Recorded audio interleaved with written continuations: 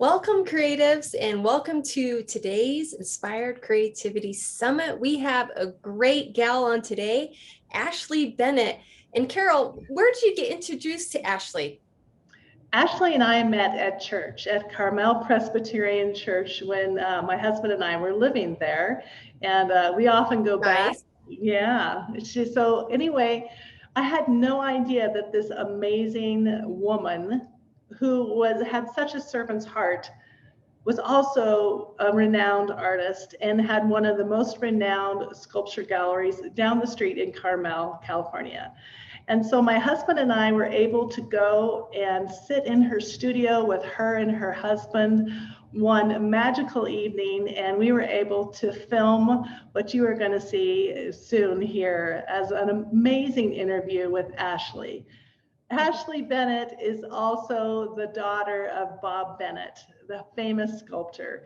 And so everyone in her family is an artist, is a creator. And a lot of the family members actually show in the gallery that Ashley runs with her mom.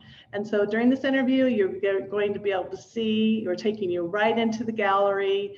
We're taking you right into the music of her husband, Cameron Stoddard. And we're just going to really enjoy hearing about how she and her family have allowed God's creation to flow through them. And when you see the images, you will just be so touched and so blown away. One of my favorite paintings that I have hanging in my house is a painting of an angel. And you'll get to see that as well. So I want to introduce to you Ashley Bennett Stoddard and Cameron Stoddard at the Bennett Gallery in Carmel, California.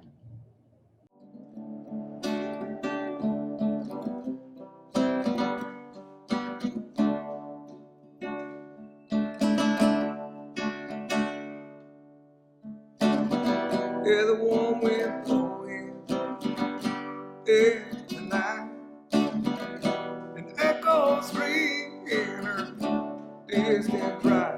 The moonlight casts glow all across this old land, and my body melts into the desert sand. Then I fall into the night, waking up morning dew in sunshine.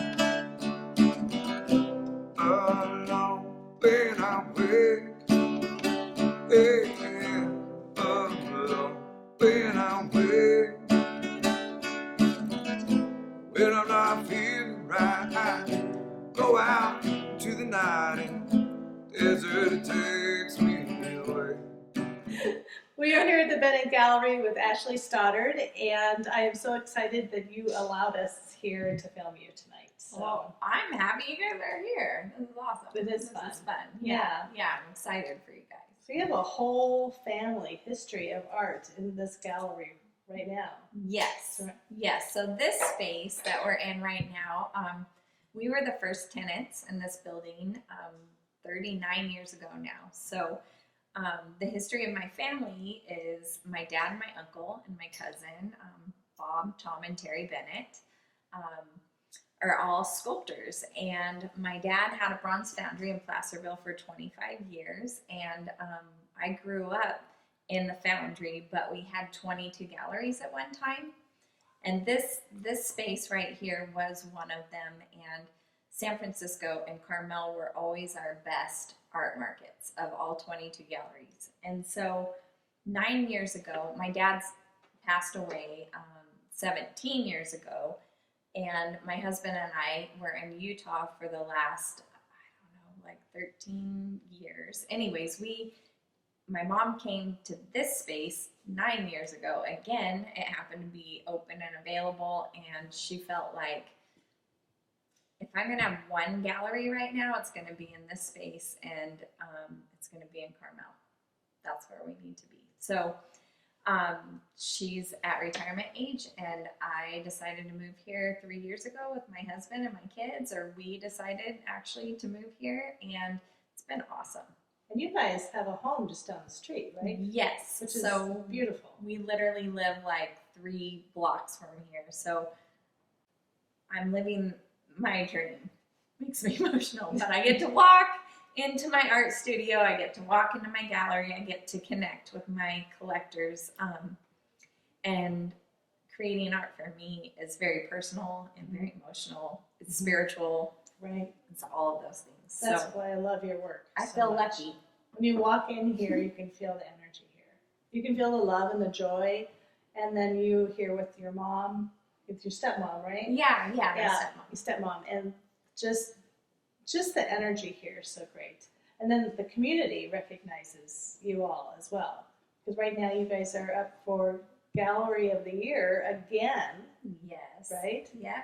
Yes. So we just got the Golden Pine Cone for the second year in a row for the best sculpture gallery in Carmel, which is, that's quite an awesome achievement. I mean, there's a lot of galleries here in Carmel. It's a special place. There's 70 something galleries here. So to be recognized that way is really pretty cool.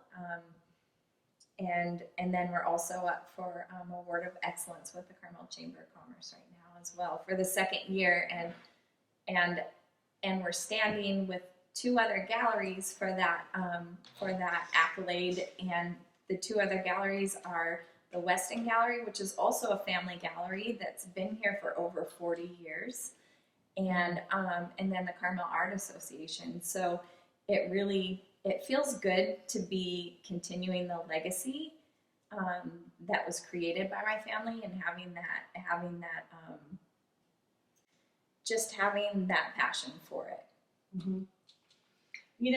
One of the things I love about you is that you are so involved in the community. So, but you do so much for the community, and your gallery does so much for the community.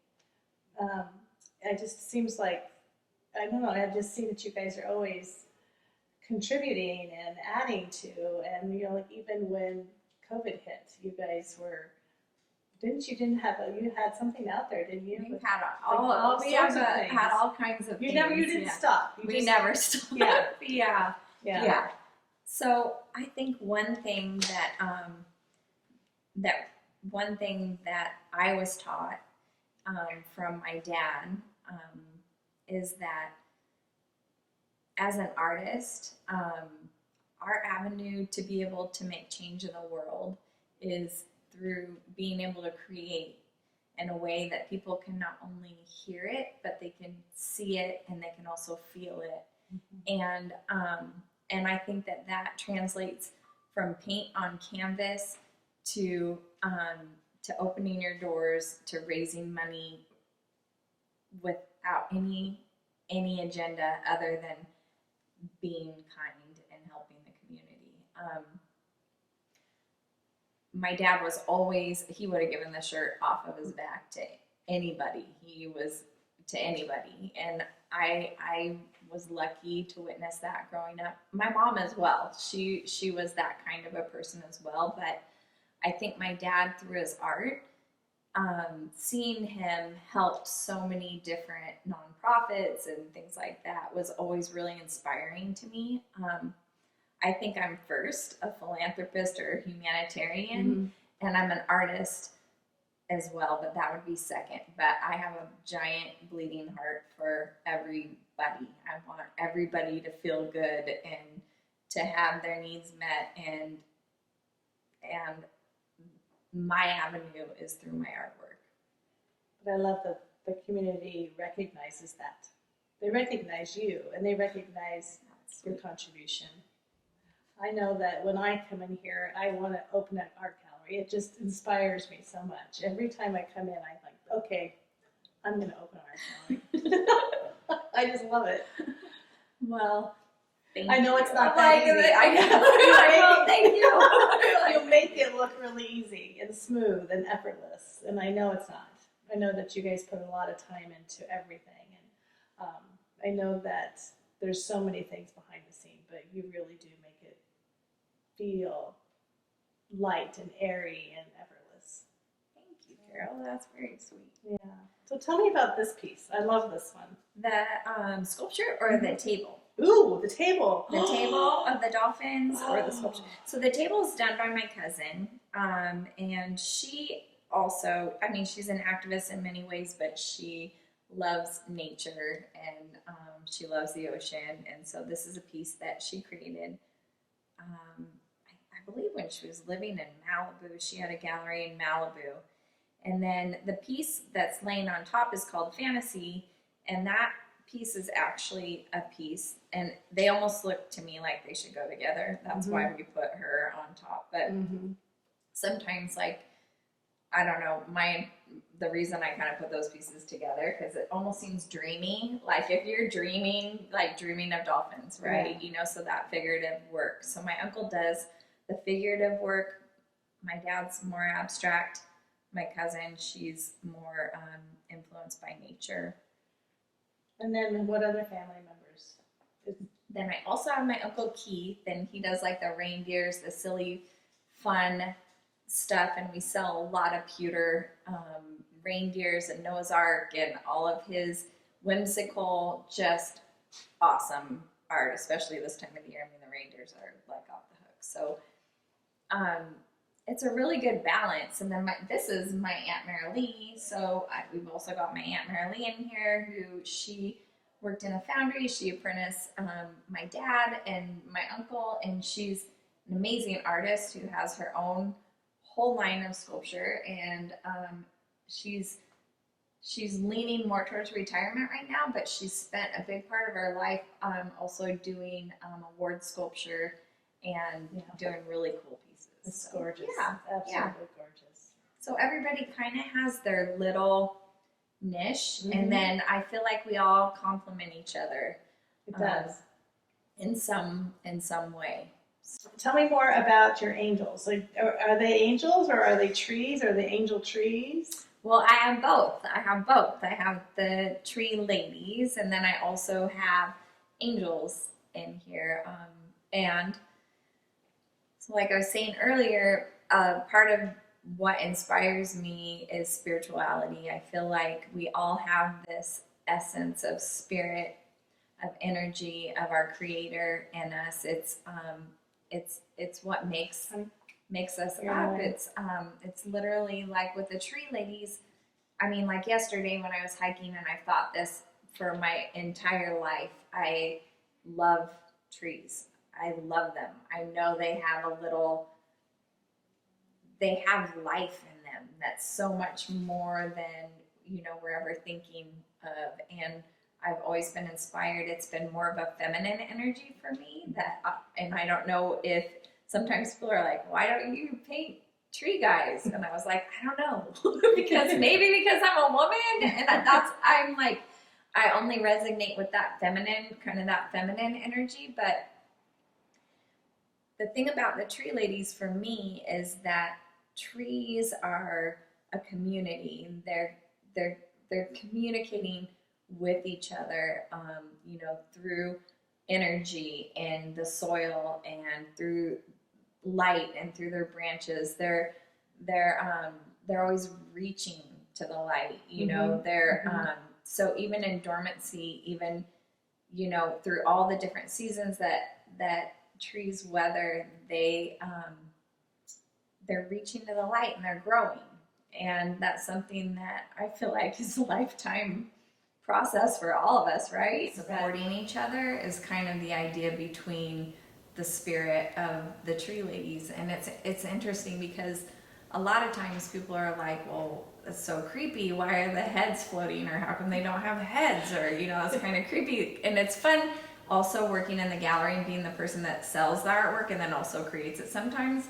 Where when I was younger, I would take things like really personal, like people's opinions, just overhearing what people would say. But I've been doing this for 26 years now. So now I'm more confident in just knowing my intention behind it, and so knowing that those opinions are what makes art great, is that everybody can have their own opinion about that based off of their life experience. But yeah, the tree lady is the spirit and the essence of that, of nature, of growing, of giving, of everything good. And some people think they're goddesses, and I think you know, whatever, that's cool. I mean, there's been so many different like interpretations Sure. of what that is, but my intention is what I just said of what the tree lady is. Now the angels, I mean, I believe in angels. I believe I'm a very spiritual person, and I'm always just thinking of it's more of an energy. It's more of a support, you know, Right. coming from God, coming from, you know, just that support of gratitude and protection and guidance and all of those things. Right. Yeah. I've seen angels. That's why Yeah. I'm so drawn to your work. I love the fact that your angels, though, also have that natural element to them. So like these paintings right here, is that a tree lady next to an angel? Yes. Oh, I get it now. That's beautiful. Yes, and so the Oh, one I on the love left that. that's called Growth and Balance, the red wings are symbolic of balance, of a balance, and then the blue wings are, and you know, symbolic of flow, of water, of spirals, of, you know, you see things all in history. It's of that natural flow. So I Right. think that one's growth and flow, and I think this one's growth and balance. And Those are and so when I beautiful. like made those paintings, it's all about that connection between all of those things. I think those are things that, I mean, we all strive for those different things. I like to believe that I have an angel of balance watching over me, because I'm so out of balance most of the time. But I try to keep myself in check, and you know, and I do try to be in the natural flow as well. You know, I mean, Yeah. there are things that we can control, and there's things that we can't. And you know, Cameron and I talk a lot about that. Yesterday, I was really thinking about that. Like when I was hiking, I was especially thinking about elements. If we could just break it down, like God literally has given us these basic elements that work together, you know, fire and wind and water and the earth and spirit. You know, these are all created things that are necessary to work together. And if we could just be in the flow of how our seasons are, you know, things like that. Right. So I remember the one time I came upon you guys on the beach, and you had created the angel lady. oh yeah. Yeah. So Cameron and I, we've been making more Cameron than myself. Yeah. Making sand sculptures and like just leaving them just as a thing to do. We started doing that with our kids when we were living in Utah, and we'd bring them to the beach like as a project. We would build like a giant octopus or a, you know, just these big sea turtles, or and during when we were sheltering in place. But it was so healing and so necessary to put that energy into like just building something together. And then I can't help but like collect stuff like sea glass and shells and things like that. And at our house we have piles. I have piles like of heart-shaped rocks, piles of sea glass, like piles.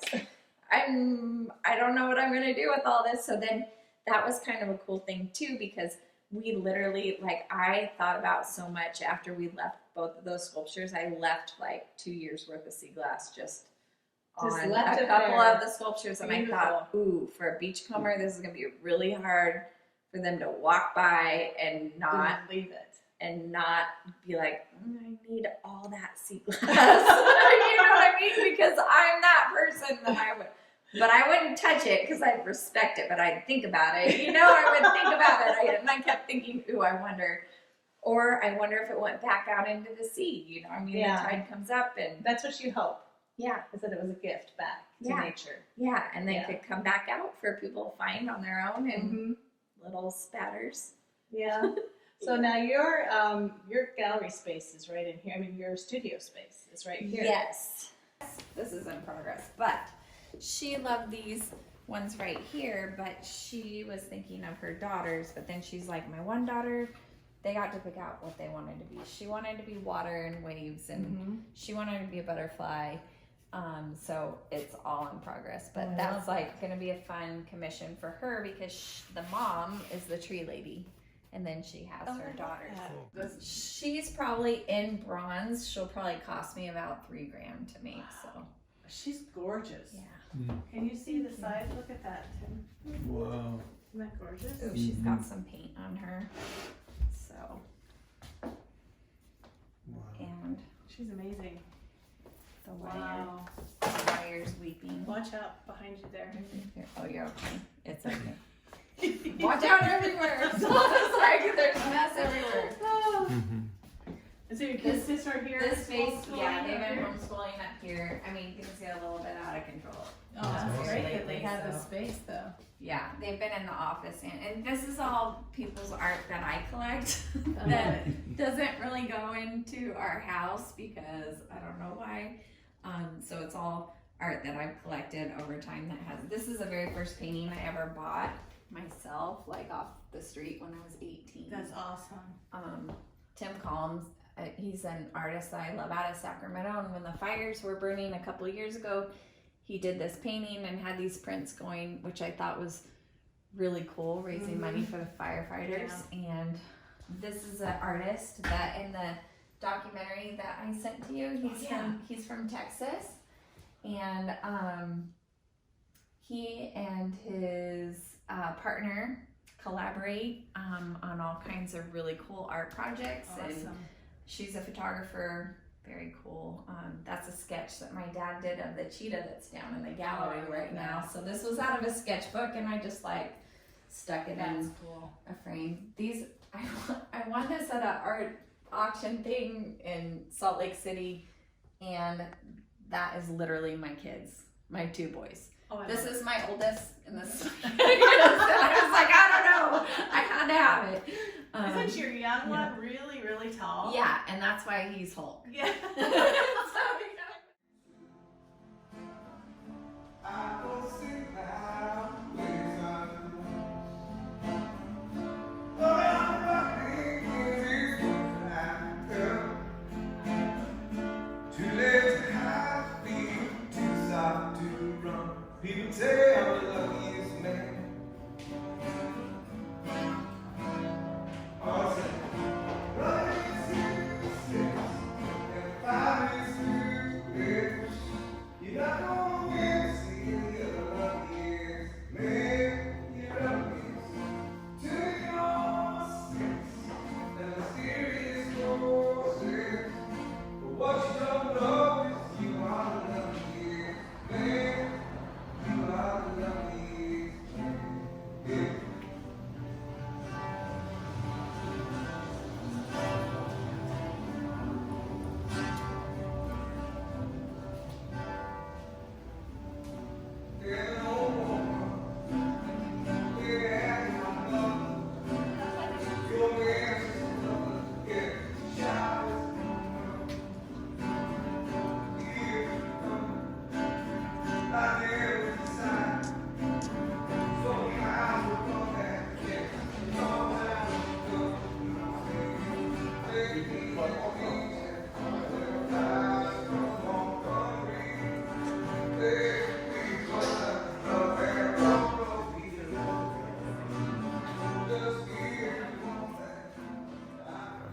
So this painting, Quiet Slumber, is the beginning of a self-portrait series.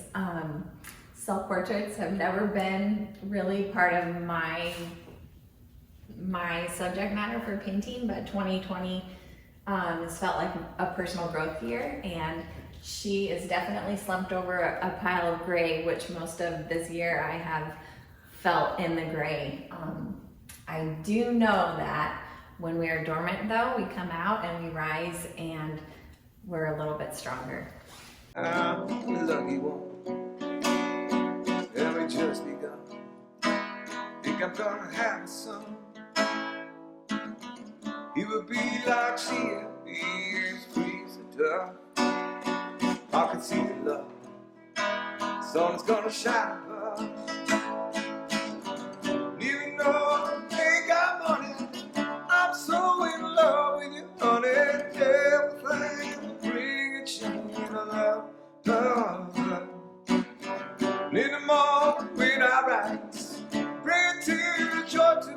eyes and tell me everything's gonna be alright.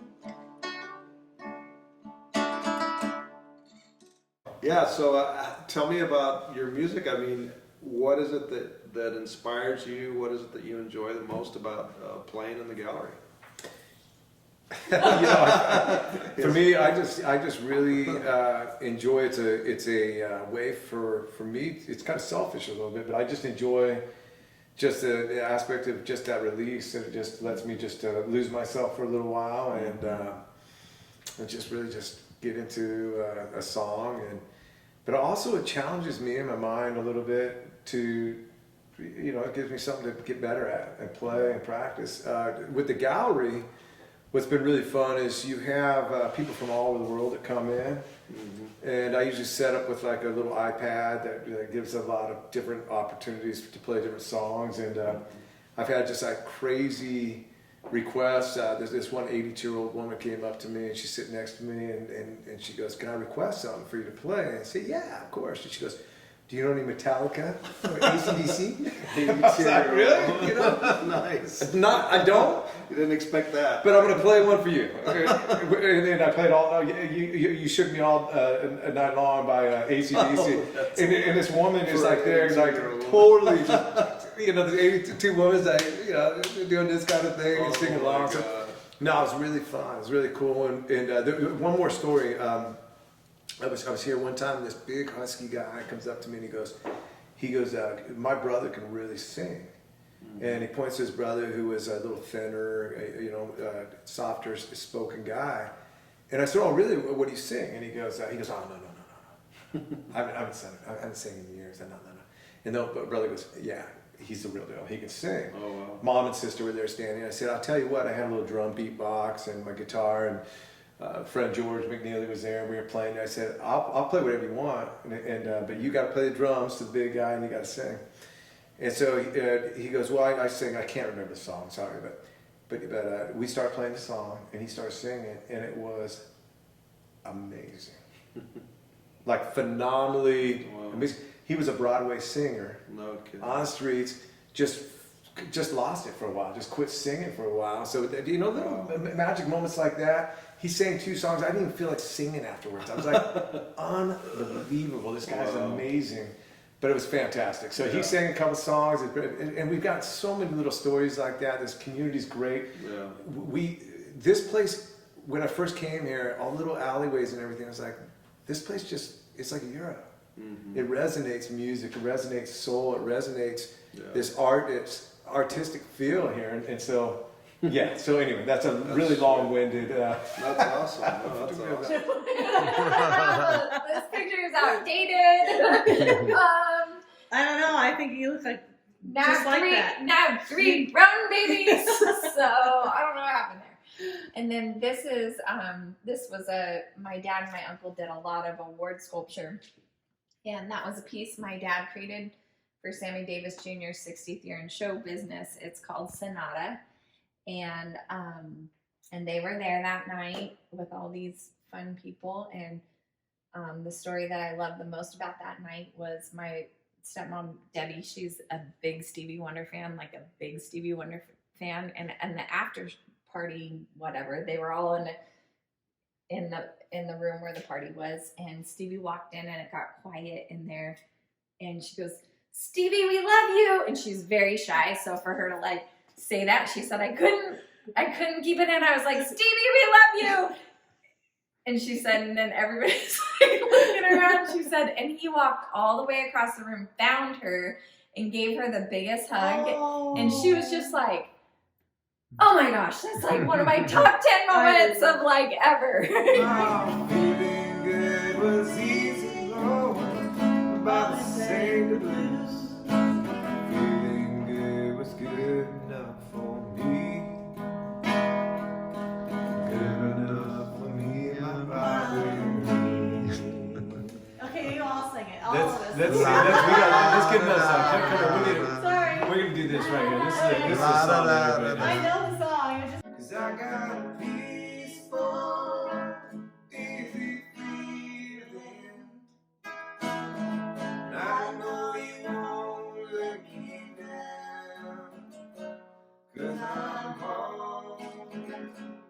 where you standing. Yes, I'm